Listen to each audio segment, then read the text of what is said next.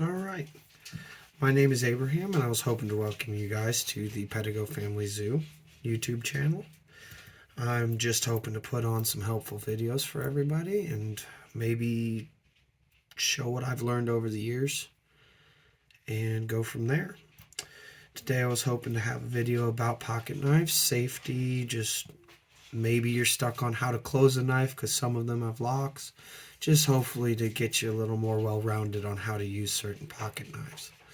Now, I don't have the fanciest knives. They're not expensive by any means of the realm, but I feel like this is a good selection to at least start. If you've never owned a knife before, that's perfectly fine.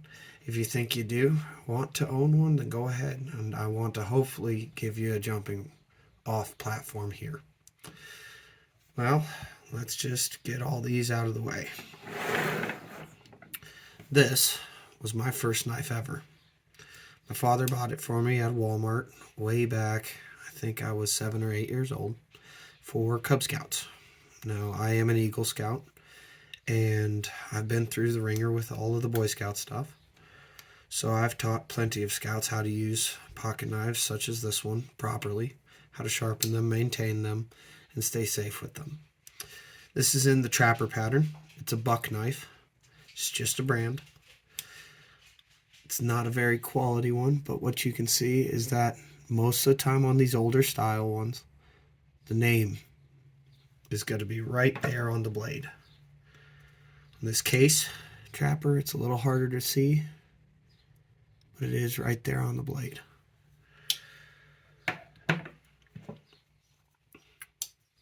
So, let's go over safety. I'm going to grab a larger knife. This is also a Trapper pattern, but this one is made by the Case Company. It's got 2 blades. It's got a clip point for main usages, and it's got a sheep's foot. Now, everyone has their own opinion what the sheep's foot's for. I use this one, the clip point, for opening boxes, cutting string, working on things, whittling, and I use the secondary blade, the sheep's foot, for food preparation, for tasks that I wouldn't want a dirty blade for. Cutting open food, working on a piece of particularly troublesome apple that I have found or something, I don't know. But this is typically for stuff I don't want to use a dirty blade on. Now this one's well used, so the blades have tarnished, but that doesn't mean they're dirty. It just means that they've aged a bit. As far as using them, you can see I've been opening and closing them. When you open them, there's a thumb trough right there. You're going to stick your thumbnail in. You're going to open it with pinching your fingers. Now something you want to do while you're opening this all the way, don't leave it half open, because if you push it, it'll snap closed on you. And if it is not all the way open, try not to have any fingers or any flesh over the hole where it will snap into. So cup the back of it properly, like this, so that if the blade does fling down, it won't fling down onto your finger. Just like that. That is probably the way I have cut myself the most working with old school slip joints. Is I wasn't paying attention. I had my finger over where it snaps into and it cut me. That's specifically a problem with Victorinox and Swiss Army knives I've found. But that's a simple thing you're going to get used to as you use the knife. Just be cautious the first couple times you open and close the knife. Also, on these older slip joints, you might get one that wasn't properly taken care of and is real stiff and hard to open. Just put a little oil up in the top, maybe in the top here, and just work it back and forth gently, but make sure your fingers aren't in the line of fire for when it snaps shut. And then that should loosen up the joint enough so that you can open and close it properly. Some safety on other knives, such as one with a thumb stud. Flicks open, it's real flashy, it's handy, comes out really quick, closes really quickly.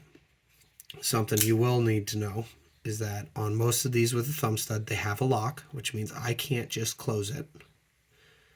The lock on this one, this is an Ontario Rat Company, or I'm sorry, Ontario Knife Company, Rat 2. That's just a standard flick open knife. I've had no problems with it. The blade's nice. But the locking system is on the inside of the liners. See this little piece right there? Don't know if I'm in focus or not. Give me a moment. That little piece that sits right there, you got to push it over to release the blade. Just like that. If we watch closely, you can see it snap into place so that it can't close. That's just to keep the blade from folding in on your fingers while you're using it. As you can tell, that's not necessary on a pocket knife, but it is a handy feature. Another locking system you might have is like on one of these Buck 110s is called a back lock. Right there. So what will happen is when you open it, it'll lock. You can't close it. You have to press this button back here, this little lever. You press it, and you can close it. What that's doing is when I press the lever, you can see the lock is opening on the back side. Just like that. So, when I press the lever with my thumb, I can fold it. Then I move my fingers out of the way, and I snap it closed. That's a little less common, but it is out there. And there are all sorts of pocket knives with this sort of closing. I know Spydercos are sometimes in the middle of the blade, or middle of the handle, where they have their button. And Buck certainly has made a lot of these over the years. So I think Case also has a copper lock that's similar, but I don't have one of those here. And for fancy case knives, has a strange opening system. I wouldn't recommend these for new people because you could definitely hurt yourself. But this is a case rust lock. Now, it opens funny. I don't want to get into that because you could hurt yourself opening it. But what I do want to get into is there is this tab. Just like the Ontario Rat Company knife. It is a liner lock, so you push to release it. So it's locked, won't open, or won't close. My apologies, won't close. You push that liner over, then it'll close. So you push that liner to the side, and it'll close. You just got to be careful. Don't force anything with a bladed object. If it's not closing, there might be a reason why. Furthermore, you will find knives that don't close. This is a fixed blade sheath knife. Its safest position is when it is in its sheath. This is specifically a Mora, which I modified the case for because I'm left-handed and they don't make left-handed sheaths. So, it's just a knife. It doesn't fold, there's no pivots, it will not close. It's safe in its sheath. You'll run into those sometimes, and I do prefer these for certain tasks, but I wouldn't recommend it for somebody who has never carried a knife. Now, just to get a little bit into the bushes, this is a Buck Stockman model. It has 3 blades. It's got a nice utilitarian blade. It's got a nice short little sheep's foot blade. And then it's got another one. I think my grandfather used to carry one very similar to this with the 3 blades. I've never cared for them. It's a little too many blades for me. My everyday carry is either this one, carry that one a lot, or the Case Trapper. I like those too. They're a good amount of blade. They're not obscene. I think it's a decent weight to use on that. But I know my father and my grandfather prefer the Stockman models with the 3 blades. Now, as far as care and maintenance, I would say there are only a couple ways you should really check a blade's sharpness. And the old school way that I learned is potentially hazardous, but it's the only way I ever learned to check it until recently. That is just drag your finger across the blade real gently. You got to be careful. You will cut yourself if you're not careful, but just perfect 90 degrees. Just feel if the blade is catching on your skin. Another way to do it that is much safer is to just see if it'll shave a little bit of your nail off. Now, if you don't feel comfortable with either of those, that's fine. You can take a piece of paper and you can see if it'll cut the paper. But that is sometimes a difficult task because your knife has to be pretty sharp to cut paper. If you're not sure how to check the sharpness, I would not check it. I would find somebody who you trust who knows their way around a knife and ask them how to do it. They'll either check it for you, sharpen it up for you, and give it back to you, or they'll show you how to do all three of those things. Well, I guess you don't need to know how to give it back to you, but ask for help if you need it. There's plenty of YouTube videos on that. Other things. I would not recommend carrying a knife for self-defense. You'll often hurt yourself a lot faster than you could potentially save yourself. And not to mention, that could get all messy with legal trouble. Try to respect the laws in your local areas. Try to understand other people's opinions on knives.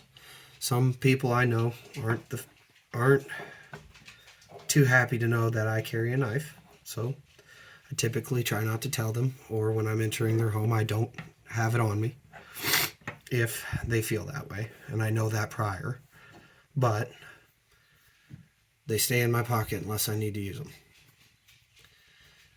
I don't flick them around, I don't throw them, I don't play with them. They are tools to be used when needed, not to be played with. I'd say that if you're thinking about getting a knife for a small child, I'd say you need to make sure he can handle that knife. This was my first knife. And the very first thing my father made me check was to see how far the blade came across my hand. And he told me that if the blade is longer than the middle of my palm, like this, it's too big of a knife for me. Because my hand couldn't, supposedly, the handle is too big and it's too much knife to wield for a young child. So what I would do is I would take the cutting edge and I would set it gently against my palm to see how far it reaches.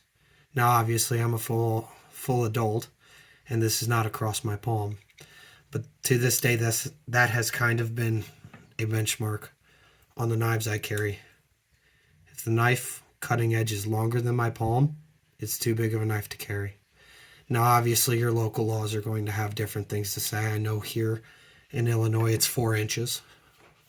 Now whether that's 4 inches of cutting edge or 4 inches of blade, I'm not sure. I just try to stay right around that 4-inch mark or under. So I believe this knife is fine. Whereas this knife, which is a little larger, may be pushing it. So I don't always carry this big one, but I do like it. But I would say for a small child, just make sure that the blade is no wider than their palm. That means it's in proportion to their hand. Also, if you're an adult, you can go as small as you want. I'm sure you can handle it. I just feel that it's a big responsibility for a child to have a pocket knife. And I would urge you to keep control of that knife until they are old enough and responsible enough. So if you buy him one to go camping with, Boy Scouts, Cub Scouts, whatever, as soon as they get back from the camping trip or whatever, you take it and you put it on a shelf, and when they want to use it, they can ask you to use it to go whittle or do something safely. But I would urge you not to just leave it within their care, because it could end up at school, it could end up someplace it's not supposed to be. And we don't want that. So just be cautious, use your own instincts. I trust all of you have a brain on your shoulders. So those are just my thoughts and maybe just a couple opinions I hope you found it helpful. Again, this is Abraham from the Pedigo Family Zoo, and I thank you for bearing with me on this first video. Take care now.